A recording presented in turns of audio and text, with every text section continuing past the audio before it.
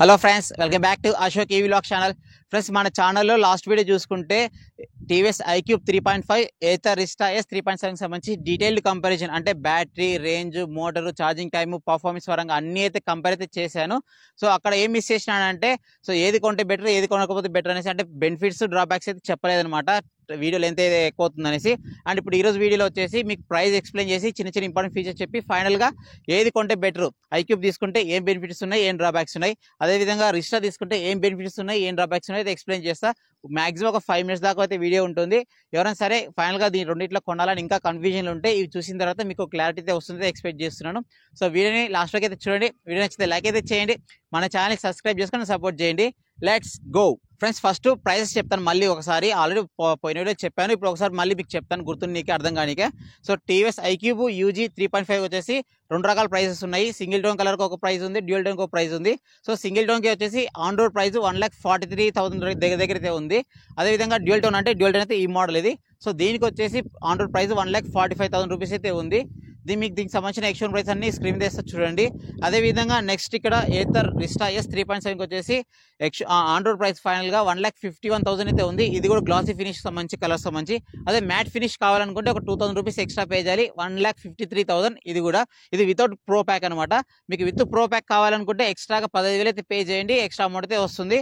దానికి తగ్గట్టు మీకు ఎక్స్టెండ్ వారంటీ వస్తుంది. తర్వాత కొన్ని స్మార్ట్ ఫీచర్స్, మ్యాజిక్ ట్విస్ట్ అనే స్మార్ట్ ఫీచర్స్ అలాంటివి అయితే వస్తాయి. ఇది ప్రైస్ పరంగా. సో ప్రో ప్యాక్ లేకుండా ప్రైస్ డిఫరెన్స్ వచ్చేసి 8,000 రూపీస్ అనమాట. టీవీఎస్ ఐక్యూబ్ వచ్చేసి 8,000 రూపాయలు తక్కువ అయితే ఉంది, ఇది 8,000 ఎక్కువ ఉంటుంది ఆటోమేటిక్గా.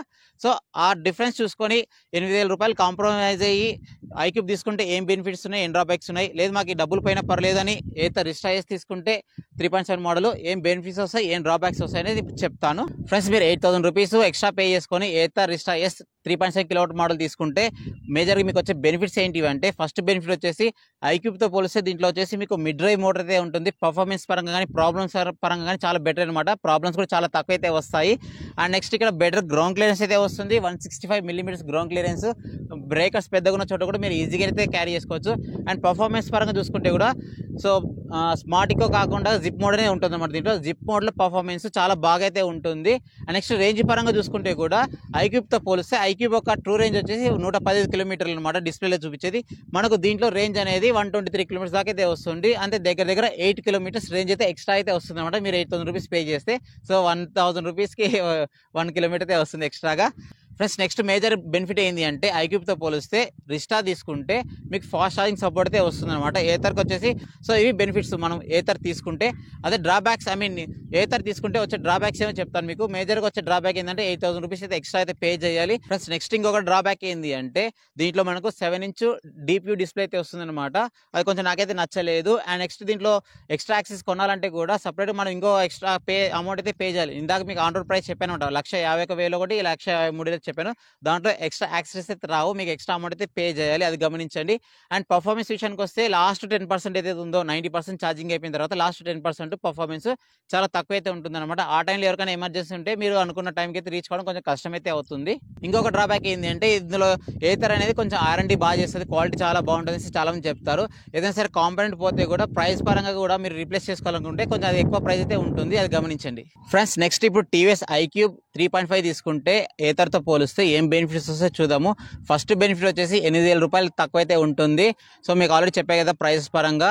అండ్ నెక్స్ట్ ఇంకొక బెనిఫిట్ వచ్చేసి మీరు తీసుకున్న ఆన్ రోడ్ ప్రైస్కే ఎక్స్ట్రా యాక్సెస్, ఫర్ ఎగ్జాంపుల్ ఇది లేడీస్ ఫుట్ రెస్ట్ కానీ, ఈ బ్యాక్ రెస్ట్ కానీ ఇవన్నీ అయితే వచ్చేస్తాయి. మనకి ఏథర్లో మిస్ అవుతాయి, సపరేట్ అమౌంట్ అయితే పే చేయాలి. ఇంకొక బెనిఫిట్ వచ్చేసి ఎకో మోడ్లో పర్ఫార్మెన్స్ చూసుకుంటే ఐక్యూబ్లో బాగుంటుంది రిస్టాతో పోల్చుకుంటే ఎకో మోడ్ పర్ఫార్మెన్స్. అండ్ ఇంకో వన్ మోర్ బెనిఫిట్ వచ్చేసి ఏంటి అంటే మీకు ఫెస్టివల్స్ వస్తాయి కదా, దసరా, దీపావళి లేదా అప్పుడప్పుడు ఏదైనా వేరే ఫెస్టివల్స్, అలాంటి ఫెస్టివల్స్ అప్పుడు కూడా టీవీఎస్ వాళ్ళు ఆఫర్స్ అయితే పెడతారు. For example 3,000 rupees cash back కానీ, 6,000 రూపీస్ క్యాష్ బ్యాక్ కానీ, లేదా ఫ్రీ ఎక్స్టెండ్ వారంటీ కానీ ఆఫర్స్ అయితే పెడతారు. రిస్టా వాళ్ళు కానీ, రిస్టానే కాదు ఏథర్లో ఎక్కడ కూడా మోస్ట్లీ అయితే ఇవ్వరు అనమాట. అదొక డ్రాబ్యాక్ అయితే ఉంది. డ్రాబ్యాక్ అని కాదు, ఇస్తే కొంచెం క్యాష్ బ్యాక్ అయితే తగ్గుతుంది కదా, డబ్బులు సేవ్ అయితే అవుతాయి కదా, అదొక బెనిఫిట్ అది. అండ్ నెక్స్ట్ ఇంకొక అడ్వాంటేజ్ ఏంటి అంటే మనకు 0 to 100% త్రూ అవుట్ మొత్తం ఛార్జింగ్ పర్ఫార్మెన్స్ అనేది సేమ్ ఉంటుంది అనమాట. మనకు పర్ఫార్మెన్స్ డ్రాప్ అయితే ఎక్కడ ఉండదు. బట్ ఏథర్లో చూసుకుంటే మనకు క్రిస్టాలో కానీ ఏదైనా కానీ చూసుకుంటే కూడా 90% ఛార్జింగ్ వరకు బాగుంటుంది అనమాట. లాస్ట్ 10% ఛార్జింగ్ అనేది పర్ఫార్మెన్స్ డ్రాప్ అయితే అవుతుంది. అదొక డ్రాబ్యాక్ మనకు దాంట్లో చూసుకుంటే. దీంట్లో అది ఉండదు, ప్రాబ్లం అయితే ఉండదు. ఇంకొక అడ్వాంటేజ్ ఏంటి అంటే ఐక్యూబ్ తీసుకుంటే వారంటీ పరంగా చూసుకుంటే కిలోమీటర్స్ పరంగా ఒక 20,000 కిలోమీటర్స్ అయితే ఎక్స్ట్రా వస్తాయి అనమాట. దీంట్లో నార్మల్ వారంటీనే 3 ఇయర్స్ లేదా 50,000 కిలోమీటర్స్ అయితే ఇస్తుంది battery and battery and motor మీద. అదే మనకు రిస్టాలో చూసుకుంటే బ్యాటరీ అండ్ వెహికల్ మీద 3 ఇయర్స్ లేదా 30,000 కిలోమీటర్స్ అయితే ఉందన్నమాట. ఎవరికైనా సరే ఎక్స్టెండ్ వారంటీ తీసుకోలేకపోయినా మాకు కిలోమీటర్స్ ఎక్కువ కావాలనుకుంటే ఇది బెనిఫిట్ అవుతుంది మాకు ఏతర్తో పోల్చుకుంటే. ఇప్పుడు బెనిఫిట్స్ చూస్తారు కదా, డ్రాబ్యాక్స్ చూద్దాము. ఐక్యూబ్ తీసుకుంటే మేజర్గా వచ్చే డ్రాబ్యాక్స్ ఏంటంటే ఫస్ట్ డ్రాబ్యాక్ వచ్చేసి BLDC హబ్ మోటార్. మనకు ఏతర్లో వచ్చేసి మిడ్ డ్రైవ్ మోటార్ అయితే ఉంది, దీంట్లో BLDC hub motor. Rough and tough వాడాలనుకుంటే ఏతర్తో కంపేర్ చేస్తే మనం దీని అంతకైతే వాడలేము, అదొక డ్రాబ్యాక్ ఉంటుంది. గ్రౌండ్ క్లియరెన్స్ విషయానికి వస్తే కూడా దీంట్లో 157 mm, దానికి 165 mm. సో మీకు కొండలు గుట్టలు కూడా బాగా అయితే ఎక్కియచ్చు అనమాట, చాలా ఫ్రీగా ఎక్కియచ్చు. బట్ ఇది మాత్రం కొంచెం పెద్ద బ్రేకర్స్ ఉంటే కొంచెం ఇబ్బంది అయితే ఫీల్ అవుతుంది, తగులుతుంది. నాకు చాలా సార్లు అయితే తగిలింది.